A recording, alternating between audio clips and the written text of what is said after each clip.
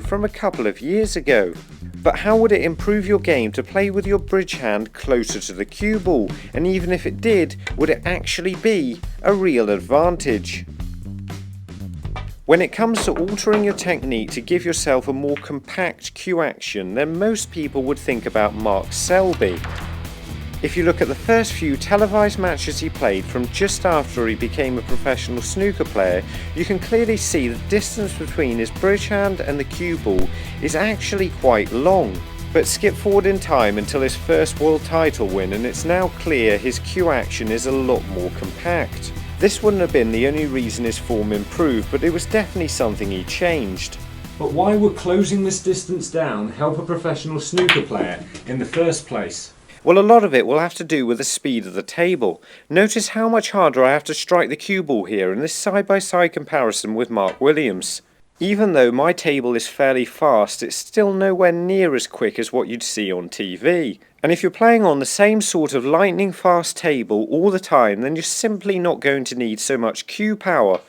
So that's why a longer bridge is unnecessary, but why would a shorter one help? The difference this makes is if my bridge hand's a long way from the cue ball and I accidentally move my cue very slightly one way or the other, that's going to make a big difference at the tip end.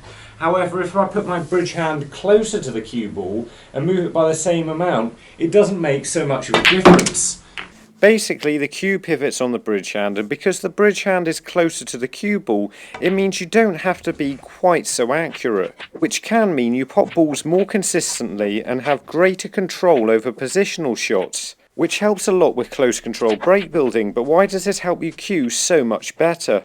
If you try cueing along the bulk line, even players with good cueing will notice the first halfway they bring their cue back and forward will probably go pretty much exactly straight. But the more you bring your cue back, the more offline it starts to go. The further you pull your cue back, the more parts of your arm have to move, which just makes it harder to keep your cue straight.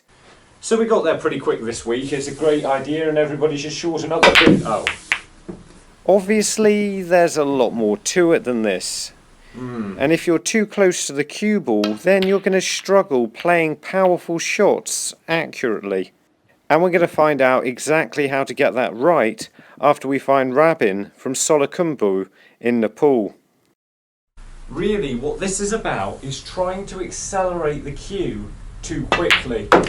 For this shot, I've pulled my cue back all the way and I'm striking it as hard as I can. And like this, my cue moves fairly straight. But if I try to hit the ball just as hard from a 75% distance, it makes my cue wobble a bit, and from about a 50% distance, it even makes me miss the ball. This is causing my body to move after I pull the cue back, me to throw my body weight at it and flick the cue in the air. And that means the more time your cue has to accelerate up to speed, the smoother you're going to strike the cue ball. The greater distance here allows me to keep still after I pull my cue back, and generates less of a wobble as I push the cue through, allowing me to get the power and spin I need on this shot. So what you're looking for is a short distance between your bridge hand and your cue ball, and that'll give you more accuracy, but it's got to be long enough that when you play a harder shot, when you pull the cue back, you don't move at all or put the cue in the air to try and generate the power. Now you're probably thinking, why not just change the distance depending on the amount of power you intend to inject? Well, that might not be the solution. The problem is, during a game you've got enough to concentrate on already, and the last thing you want to be doing is working out whether you're using a long bridge, a short bridge, or even a medium bridge. And the other thing you've got to remember as well is if you're stretching for a shot, you won't be able to use the bridge you want essentially. This means it's best to keep to the same distance between your bridge hand and the cue ball on 90% of the shots you play. But how do you do this? I'd recommend trying to play some shots at full power, starting with your bridge hand a long way from the cue ball and getting closer until you can't possibly play a shot without moving your body. Basically, you want to be as close and as accurate as possible while still being able to play all the shots. So that seems to be about the minimum I can get away with, which is about 11 inches. You don't necessarily need to measure this, and it's probably far better to work out where your thumb needs to go relative to the grain of your cue. Just want to be aware, as I was explaining before I lost the audio on this clip, that moving your bridge arm around will affect your cue arm, and you want to make sure you can keep this at the same angle as normal, which for most players will be pointing straight down when you're making contact with the cue ball. So have I found the right distance? But it's not quite that simple, because you rarely play a shot at absolutely full power. So for most shots I've been dropping it back to about 10.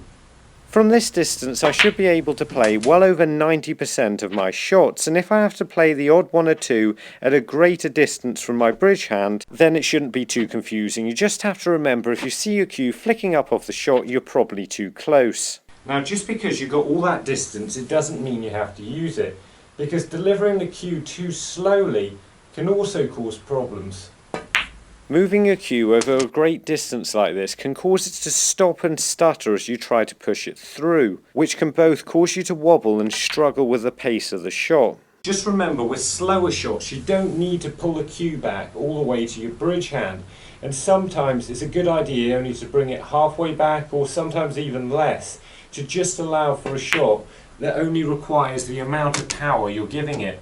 You can seriously improve your game by pulling the cue back to the correct amount. The problem is, you tell somebody that and they take one of the two things to the extreme. So they try to be too accurate by hardly pulling the cue back at all and then jerking at it as they push through. Or they try and pull the cue back too far to get a smooth shot at the cue ball and don't deliver the cue smoothly again, jerking through the cue ball.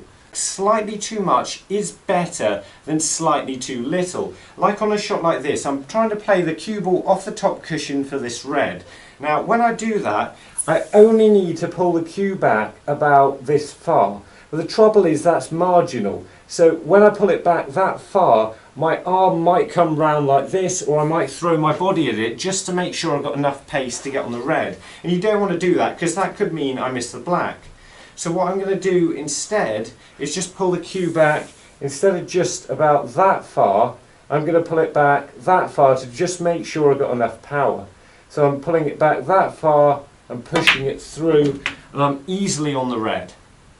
Every now and again you're going to come across a shot where you have to strike the cue ball incredibly soft or incredibly hard, but for the majority of shots you want to be pulling your cue back an amount that makes it feel like you're going to strike it about 50 to 75% power. This means for most of your shots your cue will be accelerating at the same speed, and you should automatically adjust the amount you pull the cue back to allow for the different pace of each and every shot. The final thing to mention is it's not always going to be perfect like this shot. We might not be able to get our hand in the right position. For example, I might be too close to the cushion and have to squeeze my hand in between the cushion and the ball. Or the cue ball might be on the cushion itself, or it might be just a long way away from the cushion, but I can't get my hand in between, so I'd have a longer bridge than I'd want to. As I've already said, this is also true if you have to stretch for shots, or if you have to bridge over or around balls. And after we find Warcat from Monaghan Island, we can look at what we need to do to get all of this right. So in conclusion, the first thing you want to do is make sure whatever you're doing isn't too complicated that you have to think about it in a game. You should be able to do it subconsciously. The second thing is to find the distance your bridge hand needs to be away from the cue ball to allow you to play a shot full power without it restricting you at all. Thirdly, if you're adjusting your bridge hand at all, make sure it doesn't affect the rest of your technique, how you lean into the table, and especially the angle of your cueing arm. Fourth is to only pull your cue back as much as you need to, but err on the side of pulling the cue back too far. This can increase your accuracy and consistency because there's just less that can go wrong. You just want to make sure that you're not moving during or after your backswing or flicking your cue up in the air after the shot. And finally, just remember to pull your cue back far enough. It shouldn't feel like an effort to strike the cue ball. And really, you're looking to play the shot at what should feel like about 50 to 75% power for the majority of shots. Once you've got this right, if you want to improve your cueing more or you want to improve your break building, have a look at these two videos. And remember, don't just watch, play, and make the commitment to becoming a better player by subscribing to the channel and visit the website. See you later. For this World Championship, Kyren Wilson seems to